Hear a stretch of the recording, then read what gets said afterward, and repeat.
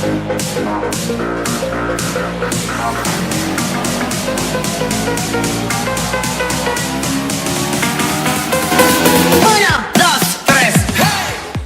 morning, good afternoon, good evening, whatever time you're watching this. I have something to tell you guys. I told you a couple videos ago when I did my Volkswagen 1/3 of a million miles video that there was something about my car that I was going to talk to you guys about that's actually a pretty funny story. And I get asked this question a lot because it's very noticeable on the vehicle, so I wanted to show you guys. But if you noticed on the video, I told you that I have a dent right here on my car, this bad boy right here. And it happened a few months ago, and I will tell you how that happened. But first, I want to talk about the fuel capacity of this car. So a lot of people who I know who have these cars usually get about 14 or 15 gallons in their car at fill up. If you look it up online, the fuel capacity of this car says that it is 14.5 gallons. I have gotten several times 16.2, and a lot of the people who know that say, how in the world do you get 16.2 gallons in that car? I can barely get 14 in mine. And I don't know if they're not doing what I'm doing, or if I'm just doing something that most people don't do. I don't know, but there is something about these cars that I want to show you guys, which is a huge help when filling these things up. So in order to open up the fuel tank, or the fuel lid, there's a thing right here, a little button, if you can see that right there, and it's this left one. You go like that, and that automatically opens up the fuel lid, which is right here, and this opens up. And when you take the lid off here, there's little grooves on here that actually sit right on top of your lid like that. And inside of here is a little black, I don't know if you guys can see that very well or not, right there. It's like a little black nipple toggle thing, but that is actually a vent. And what I mean by that is, because diesel is very fizzy and foamy, whenever you're filling up your tank, because of the friction of the fuel going into the tank, a lot of foam likes to build up. So the nozzle will actually shut off way before it's actually full, which a lot of people probably think that when it shuts off that it's ready to pull the nozzle out and be done. But with gasoline engines, I'm told by mechanics that it's not a good idea to fill it like to the very, very top because of something with fumes. But with diesel, it's totally different. You can completely fill it up to the top and it won't cause any kind of issues. Now, what that little nipple and black toggle thing does is, if you actually hold the nozzle, what I like to do is, when I put the nozzle in here, I actually put the nozzle against that toggle, and the toggle actually pushes in towards the tank. So if you push that thing in towards the tank while you guys are filling up, it's constantly venting the tank as you're getting fuel. Now you can't put the fuel in as fast as possible, and you can't just let the nozzle rest. Unfortunately, you have to kind of hold the gas nozzle gun thing, whatever you want to call it, the entire time. And I'll put a picture up there for you right now, like this. But in doing that, you're able to get an extra gallon and a half sometimes, or a little bit less than that, in your tank, which is really nice, because I can drive all the way from Shippensburg, Pennsylvania, all the way to Jacksonville, Florida, on one tank of fuel. So it's like 902 miles on one tank. And some people I know that have these cars who have less miles and are even the same age, they're lucky if they get 750 miles to a tank. So it really helps if you get as much fuel in there as possible. Another advantage of being able to do this is that I know with older cars, especially, the fuel gauges, which is right here on this car, they're not 100% accurate. Like I said before in a previous video, from here to the half tank, I usually get 500 miles, but then I only get like 300 from here to here. But whenever I fill my tank up as full as it can possibly go, the fuel gauge, whenever the car's running, is all the way over, and it's a little bit beyond the 1/1. It's just a little bit past it. And when I'm on a road trip, I can actually go 210 miles, sometimes a little more, sometimes a little less, before it even moves off the full mark. So this gauge, this needle, is actually stuck right here for about 200 miles before it starts to move.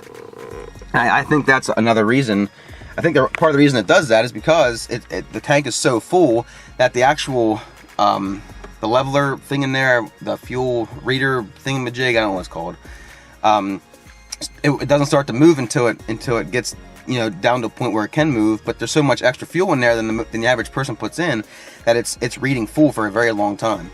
So now that you know that, here is a clip of exactly what I do whenever I get fuel, and people laugh all the time.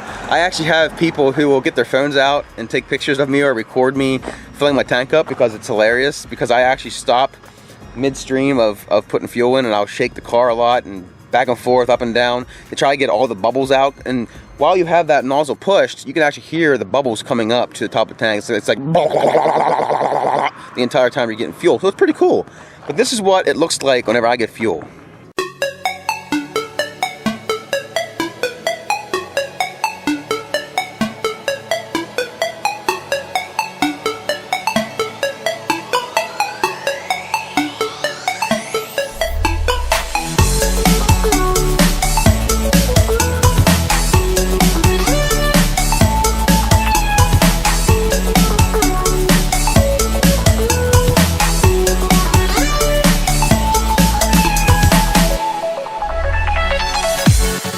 As you can see, I like to shake the back by pushing it up and down like this,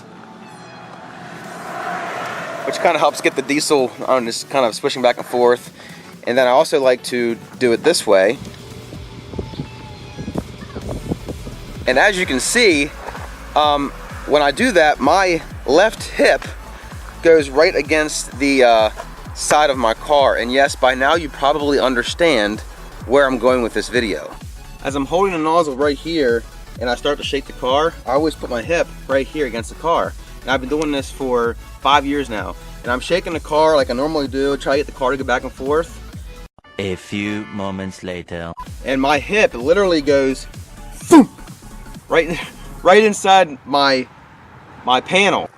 And whenever I felt my body go into the paint like that, or I mean into the panel, I'm like, are you serious? I literally just, I guess over 5 years of me doing that all the time, I guess I kind of just made that panel weak. And at one time after I had a Kit Kat bar or something, my hip just goes right into the paint, right into the panel. I keep saying paint, panel, and pushes it right in. And at the time, I was kind of like, you gotta be kidding me. So I got inside the trunk, over here, and I'm taking out panels from the side here. I'm trying, I can feel the dent over here. But I'm literally trying to like push the dent back out because I could not believe that I just did this to my car. Well then, I couldn't get it out, and plus it was the middle of winter, so it was very cold, and I didn't want the paint to like break when it popped back out. So the next like 2 or 3 times I drove places, like someone who I was talking to or a friend or in the parking lot, someone would be like, hey, what happened to your car? And I would just simply say, my hip did it. And they're like, what?